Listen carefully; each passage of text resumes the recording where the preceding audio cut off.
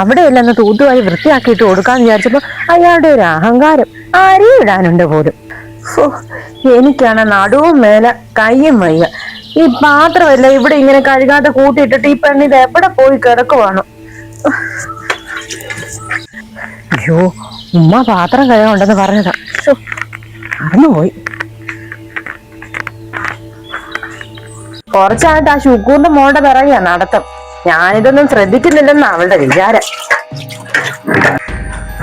ഉമ്മ ഉമ്മ അതിനകത്ത് നീ വയ്യാതെ പാത്രം എല്ലാം കഴുകുന്നത്? ഞാൻ കഴുകുകയില്ലായിരുന്നോ? ഓ, നീ കൊറേ കഴുകും. ഈ പാത്രങ്ങളെല്ലാം ഇങ്ങനെ കൂട്ടിയിട്ടിട്ട് എത്ര നേരമായിന്നാ? എന്റെ ഉമ്മ ശുക്രാക്കയുടെ കൈ വയ്യാതിരിക്കുവല്ലേ, ഞാൻ ആ കുഞ്ഞോൾക്ക് 2 കുമ്പിളപ്പം കൊടുക്കാൻ വേണ്ടി പോയതല്ലേ. അതിനി ഇവിടെ ഇരുന്നിട്ട് ആര് കഴിക്കാനായിട്ടാ? നീ കുറെ ദിവസമായിട്ട് ആ ശുക്കൂറിന്റെ മോളുടെ പിറകെയാണല്ലോ.